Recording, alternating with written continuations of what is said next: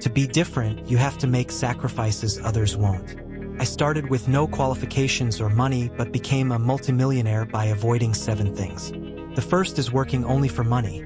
You might get a well-paid, boring job and others will think you're successful, but that's not enough. Over time, a high-paying but easy job, path A, leads to earnings plateauing.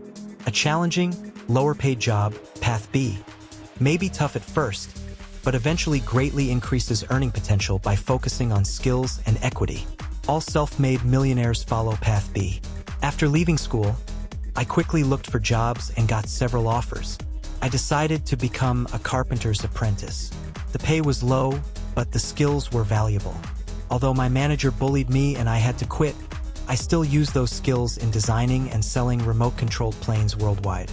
Learning high-income skills ensures you can always stand on your own feet. Every job I had when I was younger added to my skills like a Swiss Army knife. Nowadays, I recommend focusing on online high-income skills like copywriting, video editing, and coding because demand is growing and there's a big shortage of skilled people. The competition isn't tough since most aren't up to standard. The second topic is equity, owning a part of a business to benefit from its profits. My remote-controlled plane brand is a perfect example. There are different ways to gain equity. The most obvious way, which I took, was to start your own business. You can also earn equity by being highly skilled and working hard. Sweat equity. Buying equity is an option, but only if you have the skills to help the business grow. First, gain skills working for someone else before starting your own business. I never expected to get equity as a carpenter's apprentice. When you ask for equity, have a solid reason why you deserve it and how you can add value to the business instead of just taking from it. First, focus on becoming worthy of equity.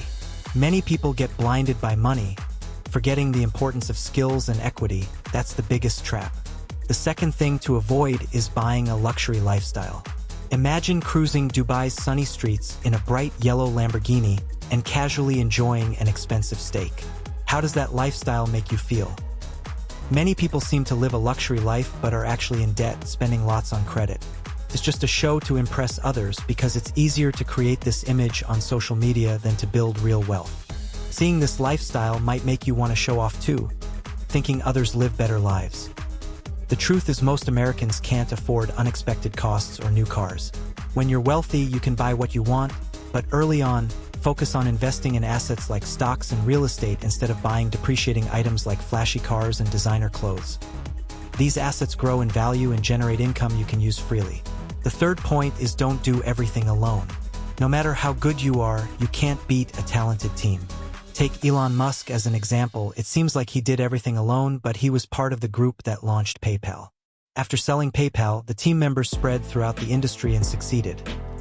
The PayPal Mafia members left PayPal and started big companies like YouTube, LinkedIn, and SpaceX, often helping each other. But if you're not aiming to build a billion-dollar company and just want extra income, many older business owners struggle with tech and online tools, not realizing how much they simplify tasks like managing teams, invoices, projects, or websites. I don't blame older generations for not having these tools, but the younger generation now has an advantage. If older businesses can't do everything themselves, they need your help to modernize and make good money. One way is using all-in-one management platforms like Odoo, which has many tools in one place.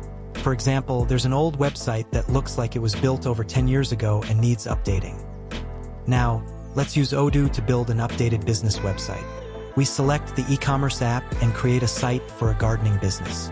Colors are picked based on the logo, and a suitable theme is chosen. With drag and drop, the page is easily customized and images adjusted. There's also an AI tool to help write content. After about 30 minutes, a cool website is ready. Check it out.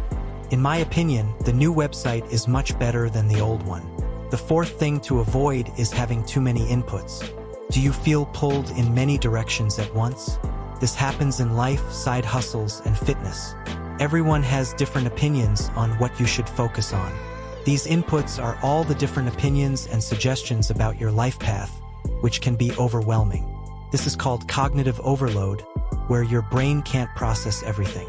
I always started with my end goal in mind and worked backwards to plan my path. even if I wasn't exactly sure what I wanted at first, that I then focused only on inputs that helped me reach my goal. The clearer your goal, the easier it is to pick the right advice. Limit the number of opinions and prioritize quality over quantity. Most people get overwhelmed with too many general opinions, so instead, seek expert advice from mentors, successful people in your field, or educational videos like mine. This way, you get more focused and valuable guidance for your end goal. Remember, even when working backwards from your goal, you don't need to know everything at once. Fully listen to and implement each input, then seek new inputs when facing new challenges. Otherwise, mental fatigue and decision paralysis may stop you from moving forward. The fifth thing to avoid is being ego-driven. Arrogant people won't even finish this video because they think they know everything. But arrogance blinds you to opportunities that could truly change your life. Ego-driven people often focus only on the end goal, which might seem productive but is a dangerous trap. Looking too far ahead makes you miss the small but important steps to real success. For example, some may just scroll through this video to see all 7 points quickly, missing valuable insights that could speed up their journey. Ego makes you believe you don't need advice from others, especially those with more experience. But that's not the truth. True wealth means being humble and always ready to learn. The more you learn, the more you realize how much you don't know. Arrogance blocks this growth and makes you think you don't need to learn. The sixth thing to avoid is blaming others. There's a Chinese proverb that says, "The person who always blames others still has a long way to go. The one who blames themselves is halfway there. But the one who blames no one has reached their goal." Every day in life, you choose. Pick up the magnifying glass to find faults in others, or pick up the mirror to look at yourself first. Blaming others only brings trouble and holds you back. You might have blamed your teacher for failing a test even though you spent more time binge-watching Netflix than studying, or blame traffic for being late even though you left late. These small blame habits grow over time and are hard to break. Many people blame the government, system, boss, or life, which just makes their excuses bigger. If you pick the mirror, you focus on what you can control, your thoughts and actions. To be the person who has arrived at their goal, pick the mirror, not the magnifying glass. The seventh thing to avoid is staying static. Your comfort zone is like a self-made prison that stops your growth. Many people stay stuck and worry they'll regret it. To break free, you need to expand your comfort zone.